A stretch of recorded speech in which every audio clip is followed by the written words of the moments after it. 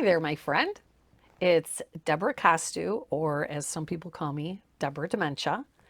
Thanks for showing up to Answers About Alzheimer's. This is where we discuss everything related to Alzheimer's and other dementias. Don't want to exclude other dementias, very, very important.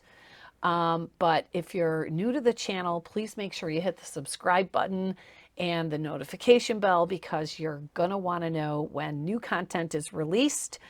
And we want to welcome you to the family because we are such a phenomenal community and we are growing so rapidly. In fact, in my older videos previously, I used to tell you that I reply to all of the comments, and I just can't possibly do that anymore. So my apologies if I don't reply to you. It doesn't mean that I'm not engaging on the channel, but it's becoming very, very overwhelming. So please be patient, and I am going to do my very best to support you in any way that I can. So keep watching, subscribe, tell your friends. Please share the channel with others.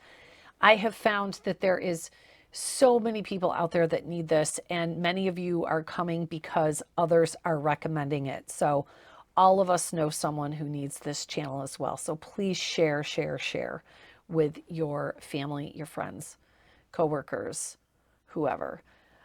So the channel is geared for anyone caregiving for someone with dementia, whether you are a medical professional, you work in a memory care unit, a hospital, a rehab center, assisted living, independent living, or if you're a family caregiver, a friend, a neighbor who's caring for someone with dementia. You're going to find the tips and the tricks and the strategies that you need right here. So a little bit of background about me. I have been teaching in this field for almost 2 decades now, about 18 years. I got my start with the Alzheimer's Association. I was taking the course myself. I was taking the highest level, the Train the Trainer course for the Alzheimer's Association. And ironically, when I finished it, they asked me if I would teach it, which I thought was completely insane. But I said yes, and I had so much fun doing it. It's where I discovered my love for teaching and my drive and my passion for dementia and the brain and how to best serve those with cognitive disabilities, because this disease, this is really tough to navigate. And I'm sure that because you're here, you know how hard this is to navigate. There's nothing easy about this disease. It disrupts their life, your life, and everybody else's that touches them. So I'm going to help ease that burden for you. Before I get into today's content, I want to let you know very briefly, and I will maybe touch on this at the end too, I'm not sure, but I do have a course that will take you from zero to hero in 4 short days. The course is offered once a week for 4 weeks, and it is unbelievable. You can watch some video testimonies on my website, answersaboutalz.org, and you can get more information about the course there. But no matter what you're struggling with, we can solve it together by investing in yourself in this course and investing in your loved one. And I also have a gift for you, and I want to share it with you before the end because most of you hop off before the end anyways. But anyway, I have a brand new PDF for you available under the free resources tab on my website. And again, that's answersaboutalz.org. answersaboutalz.org.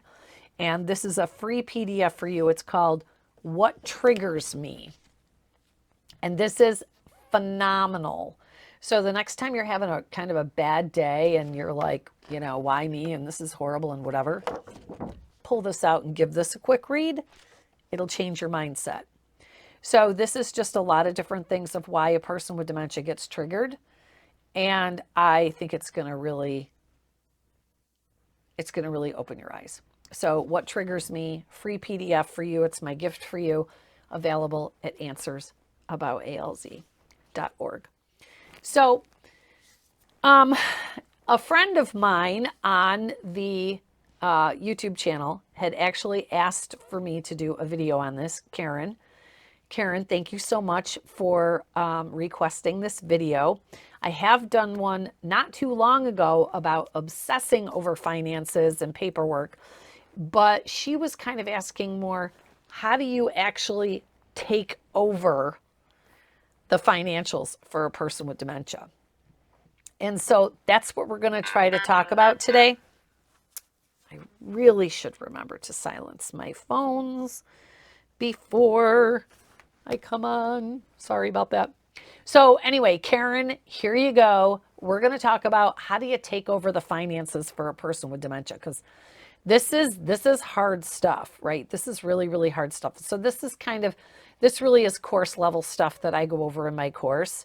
And the course is, by the way, is called the Certified Master Dementia Strategist. And that certification title has a very specific meaning, because Certified Master Dementia Strategist. So a master is someone who has comprehensive knowledge over a particular subject matter or a topic. So you will become a master, the mastery level. And the word strategist is because a strategist is a person who is able to determine and figure out problems on their own, strategize techniques to get results and outcomes.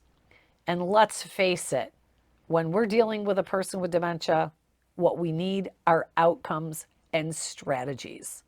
Am I right? Because if you're not learning outcomes and strategies and scripts, why bother taking other training? Like, why? So in my course, I'm going to give you over 250 scripts of exactly what to say and not to say to a person with dementia. So I hope that you join me there. It's phenomenal. We'll have a really, really fun time together. But so when we're talking about taking over finances for a person with dementia, this is probably one of the most difficult times for an adult to let go of. There's certain things that people that I've found, especially in my home care business that I used to own with my husband, I found that there was about 3 things that were really the toughest things for a senior or somebody with dementia to give up. And that was their finances, driving, and meds. Have you found that to be true? Type "it's true" in the chat. Type "it's true." Finances, driving, and medications. That's what I have found in most cases to be the 3 big ones.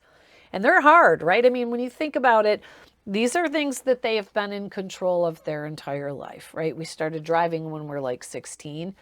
Driving is a huge, huge independence, right? We can go where we want, when we want. So driving is really tough to give up. And I do have 2 videos on driving, very successful results. People have given me feedback on those. And medications.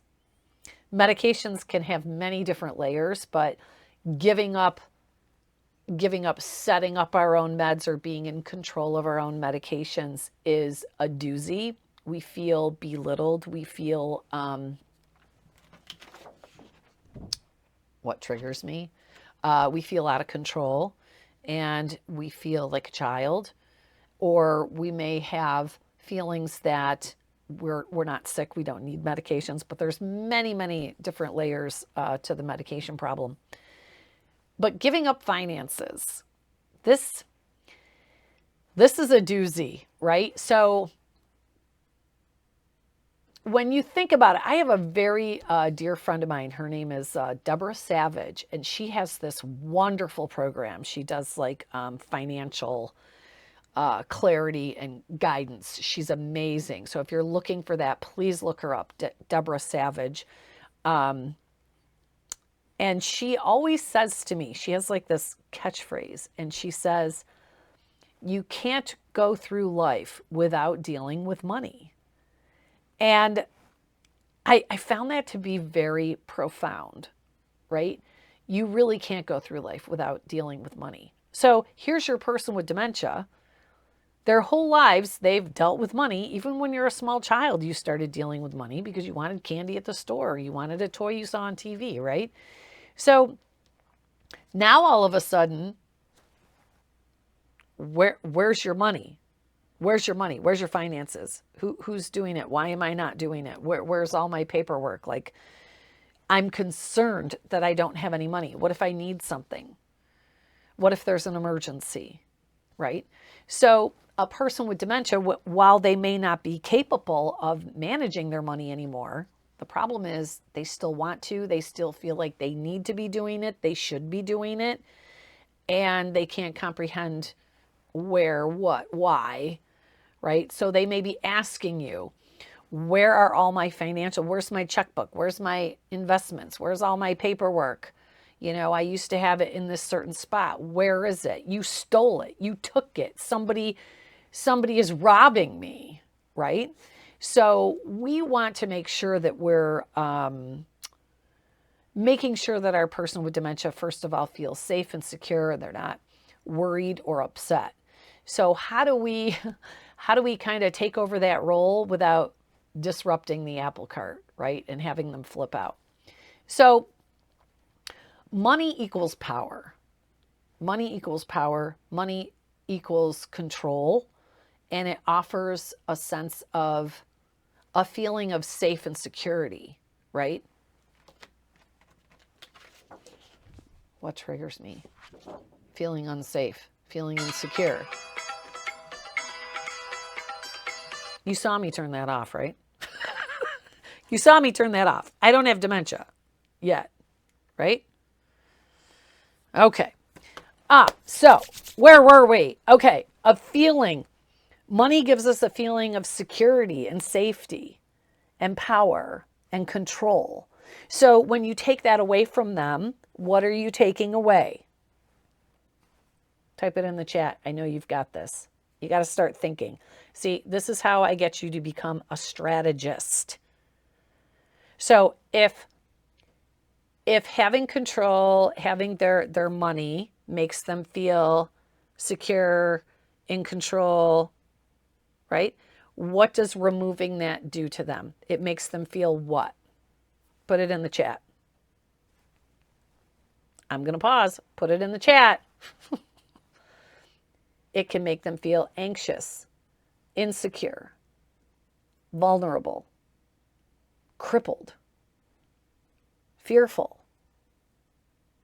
right? Unsafe.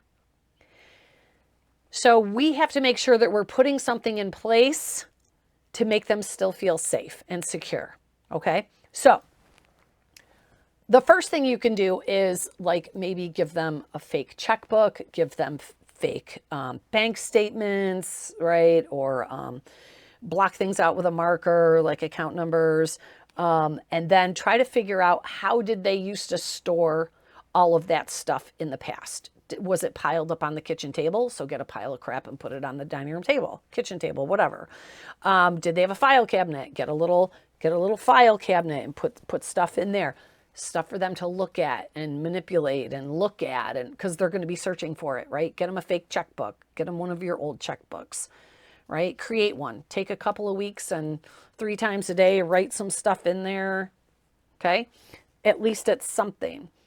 But how do we move into that where we're removing, because maybe they're missing payments, they're missing payments on their life insurance and now it's going to get canceled, or they're not paying their electric bill and they're going to turn the electric off. So this is really a concern and you do have to take over.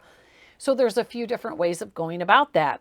First of all is if you are named power of attorney, which is a whole nother complicated ball game. But if you are named power of attorney, you can literally write checks and take care of finances, but that doesn't necessarily help you with the problem with the person with dementia. Doesn't want you to do it, right? But legally you can do that. You can also file for a guardianship, which can also be a very touchy thing, because if they fight you on it, you know, there's going to be a lawsuit and a court, and it can get really messy, and we don't want to ruin that relationship with our person with dementia necessarily. And it can be very, very costly to file for a guardianship. So we would like to try to avoid that as well. But here's the thing. If you can start maybe intercepting the mail, right? Or you could possibly stop the mail or slowly start calling all of these places and have the mail delivered to your house, and then you're paying the bills for them. Start setting up online banking. So this is something that you'll probably do as a process, right? And then it'll kind of trickle down and maybe they won't notice it so much, rather than just coming in and saying, Mom, you can't pay your bills. Look, you screwed up your you didn't pay the electric bill last month, and now it's late, and now it's charging you more, and you can't afford it, so I'm going to take over the bills. How does that make them feel? That's not going to work. That's not going to work. That's not good for anybody, right? So avoid those confrontational conversations.